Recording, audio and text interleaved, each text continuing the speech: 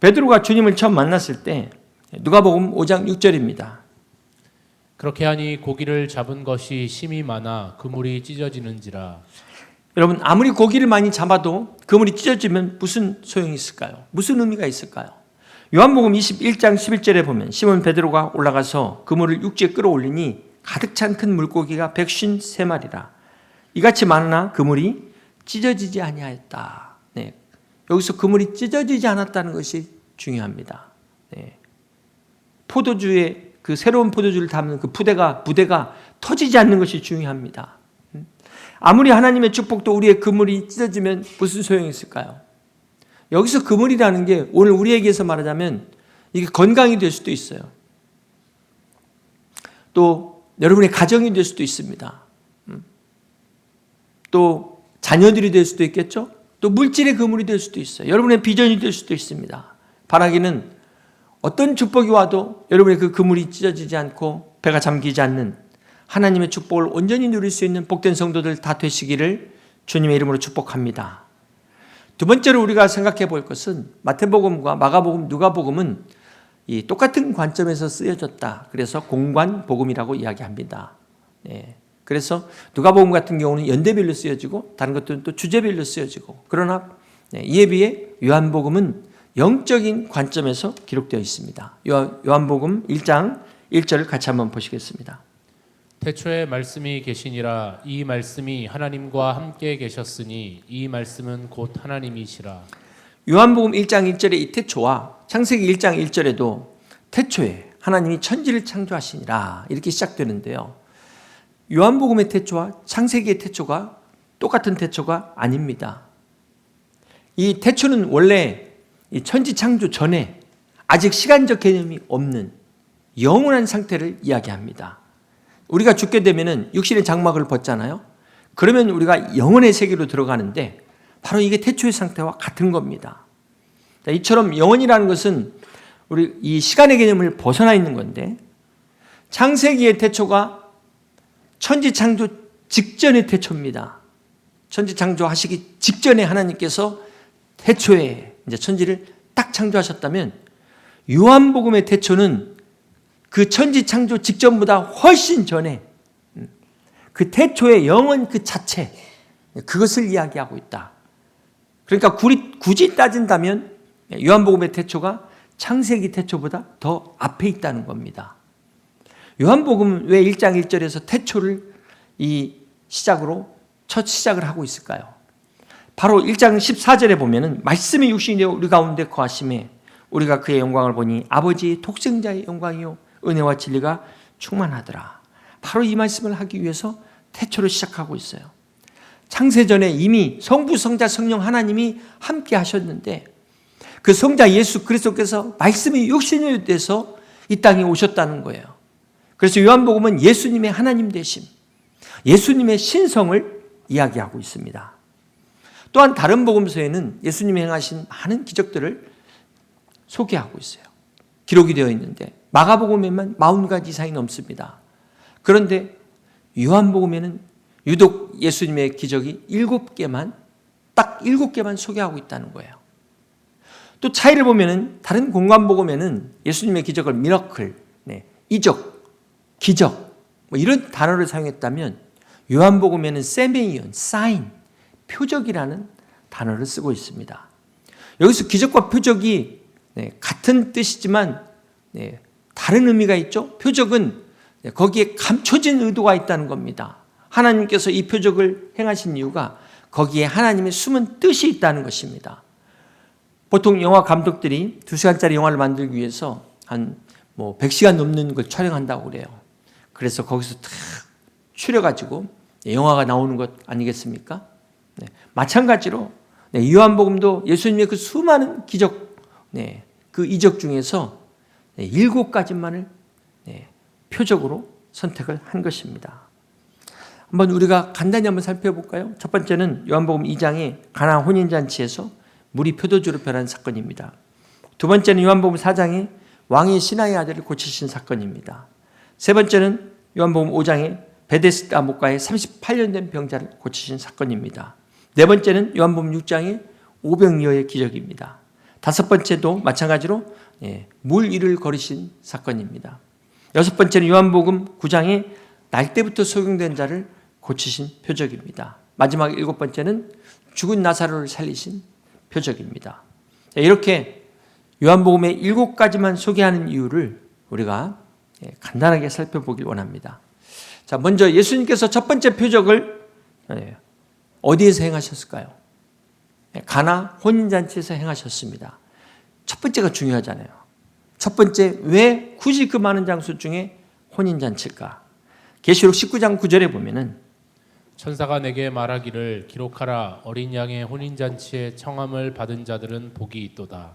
천국을 어린 양의 혼인잔치로 비유하고 있습니다. 주님은 가나 혼인잔치에서 첫 표적을 행하신 것이 바로 우리의 구원을 위해 오셨다. 이것을 가르쳐주기 위해서라는 것입니다. 자, 또한 이처럼 장수가 혼인잔치에서 첫 번째 표적의 내용은 물이 변하여 포도주가 되는 사건입니다.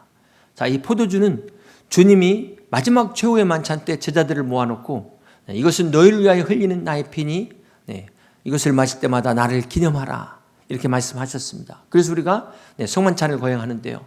이 포도주는 죄인들의 구원을 위해서 십자가에서 흘리신 주님의 보혈을 상징하는 것입니다. 그러므로 주님의 첫 번째 표적인 가나 혼인잔치에 물이 변하여 포도주가 되는 이 표적은 바로 주님의 그 보혈로 구원받은 우리들이 천국의 혼인잔치에 들어가서 신랑 되신 예수님과 함께 영원한 이 구원의 축복, 영생의 은혜를 누리게 되는 것을 바로 나타내고 있다는 것입니다. 이것이 첫 번째 표적의 의미입니다. 두 번째는 왕의 신하의 아들이 고침을 받는 표적입니다.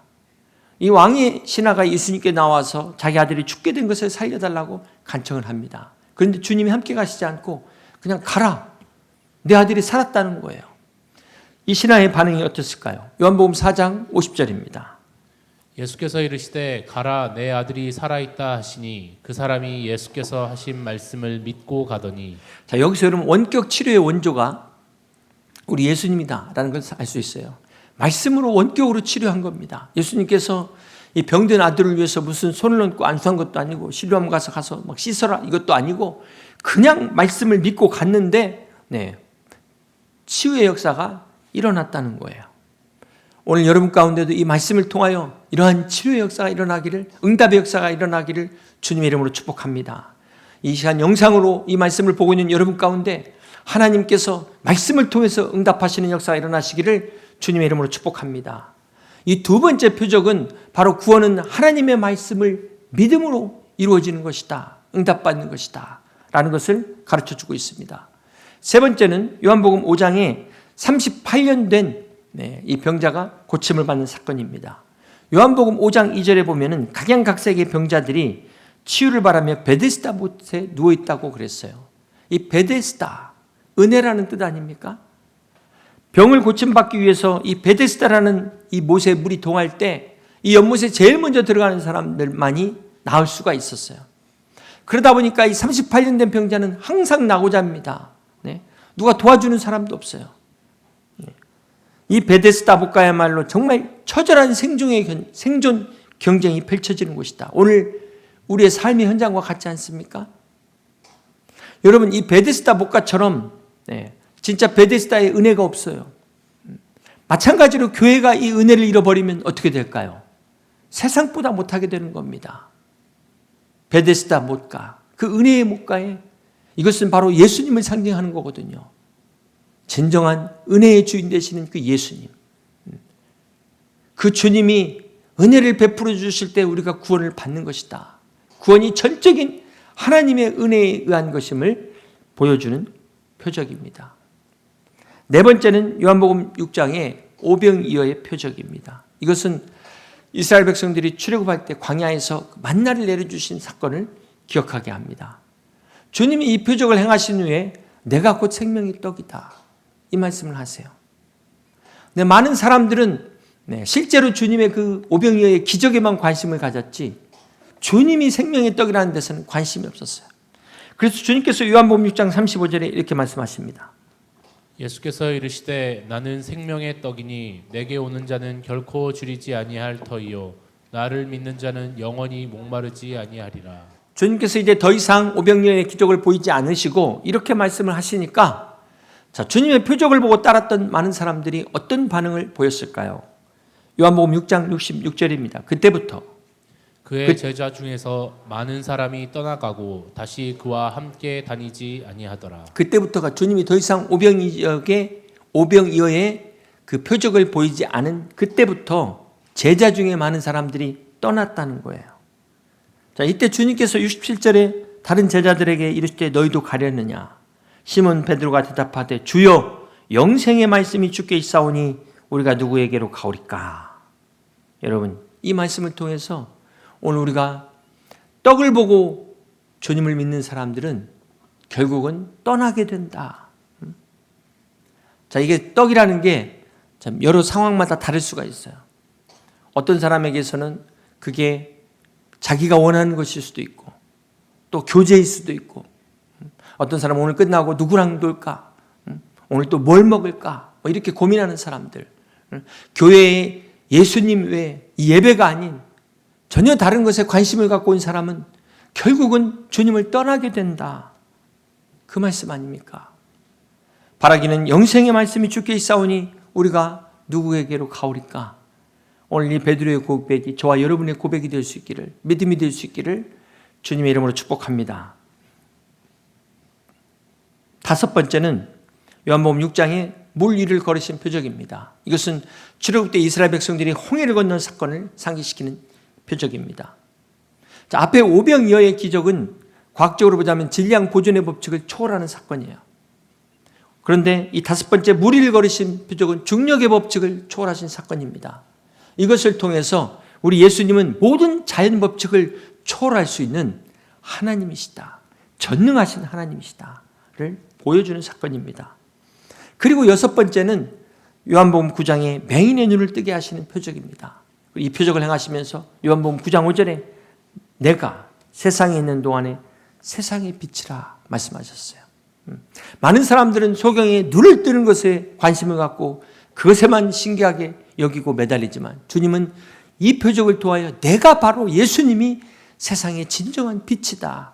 빛으로 오신 하나님이시다. 라는 것을 가르쳐 주시는 것입니다. 그리고 마지막 일곱 번째가 요한복음 11장에 죽은 나사로를 살리시는 표적입니다. 이 요한복음의 이 마지막 일곱 번째 표적은 가장 위대한 표적이죠. 네. 인간의 가장 궁극적인 이 문제, 인생의 죽음의 문제를 다루고 있다는 것입니다.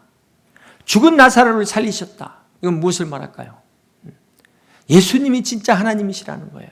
우리 하나님 죽음도 초월해서 사망의 권세를 깨트리고 생사화복을 주관하시는 전능하신 하나님이시라는 것입니다.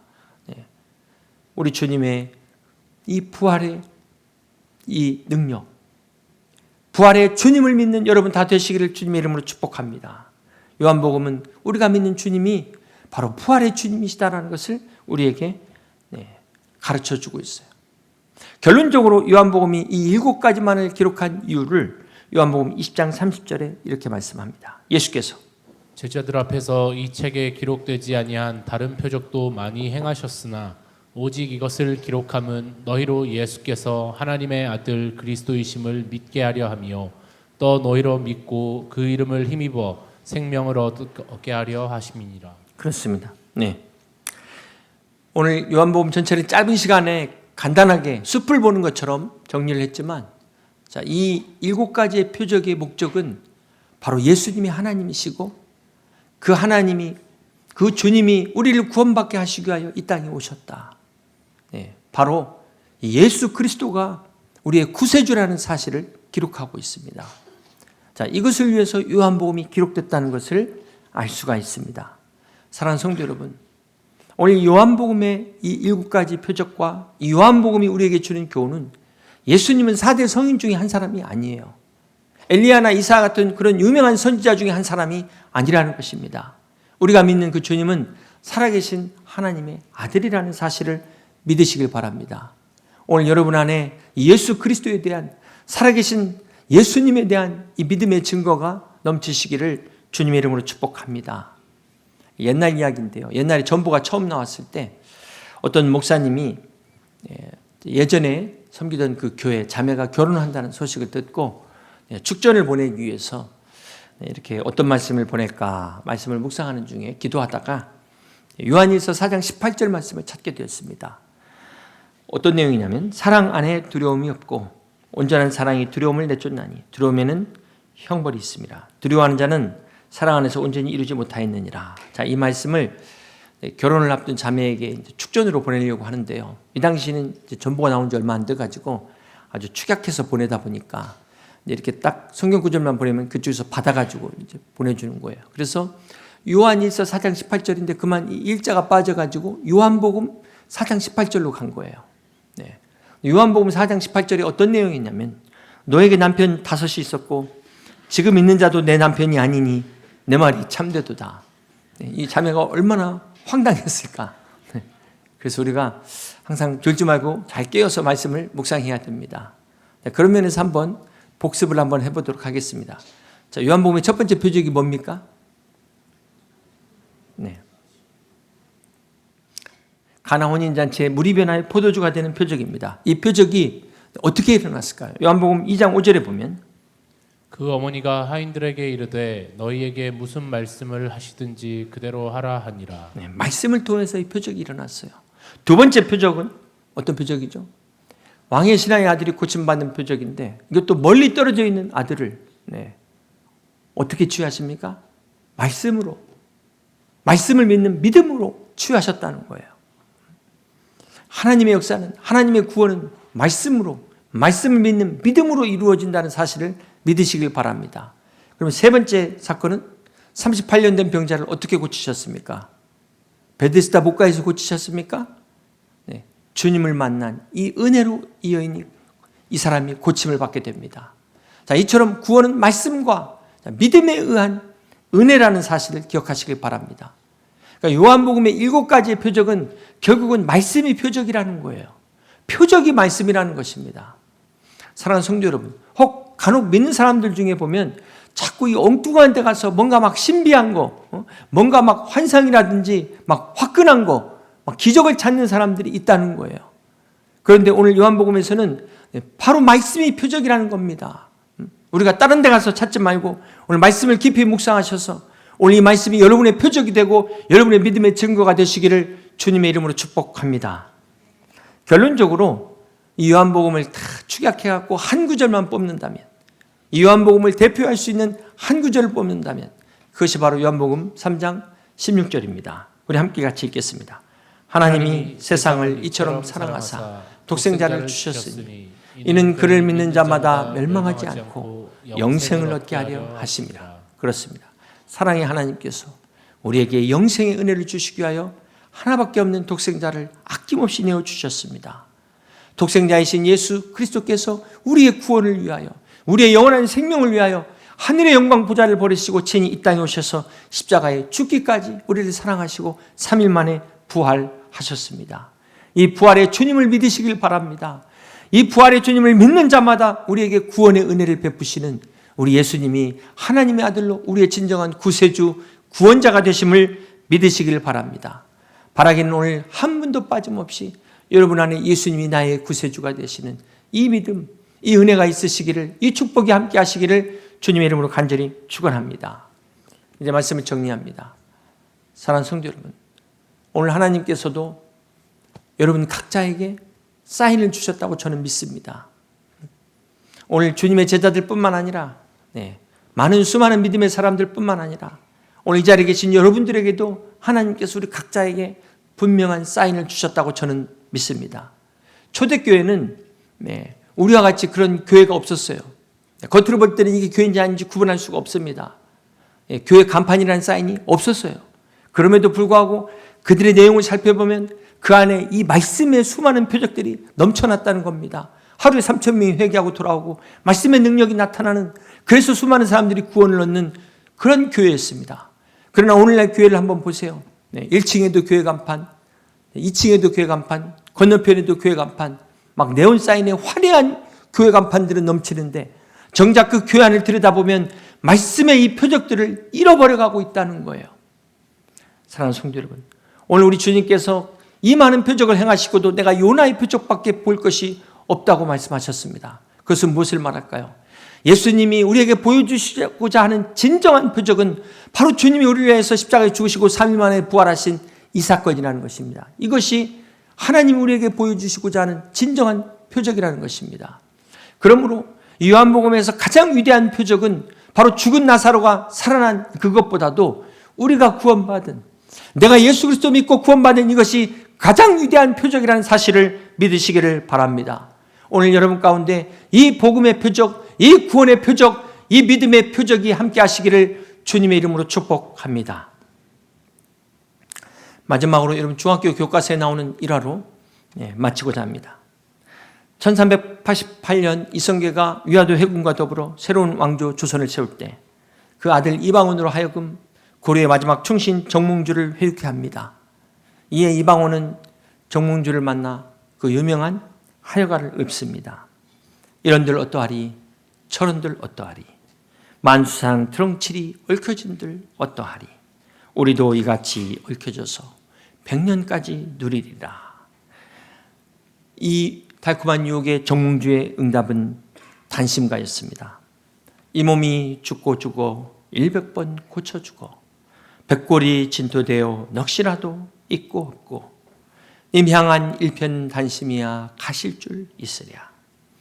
이때로부터 600년이 지난 오늘날 누구를 더 존경할까요? 역사는 하여가를 부르며 권력을 장악했던 이방원보다 단심가를 부르며 목숨을 잃은 정몽주를 더 높이 평가하고 존경합니다. 그것은 바로 이 정몽주의 한결같은 정절과 충절 때문에 그렇습니다. 이처럼 비록 임금이지만 그도 사람 아닙니까? 사람이 사람에게 정절을 지킨 것도 이토록 귀한 것임을 역사가 증명하고 있습니다. 하물며 하나님을 믿는다면서 세상과 주님 사이에서 이런들 어떠하리 저런들 어떠하리 머뭇거릴 수가 있겠습니까? 사랑하는 성도 여러분, 오늘 우리는 어떻습니까? 세상과 주님 사이에 양다리 걸쳐놓고 이런들 어떠하리 저런들 어떠하리 유혹받으면서 망설이고 있지는 않습니까? 오늘 요한복음엔 이 7가지 표적을 통하여 살아계신 하나님의 아들이신 예수님께서 친히 우리 죄를 위하여 죽기까지 사랑하셨다고 증언하고 있습니다. 자격 없는 우리들이 이 예수님의 사랑 때문에 영원한 천국의 혼인잔치에 주님의 신부로 들어가 영원한 구원과 영생의 축복을 누리게 된다는 것을 증명하고 있습니다. 이 은혜를 받은 우리가 우리를 구원하신 주님과 함께 주님 앞에서 어찌 이런들 어떠하리 저런들 어떠하리 이런 하여가가 나올 수 있겠습니까?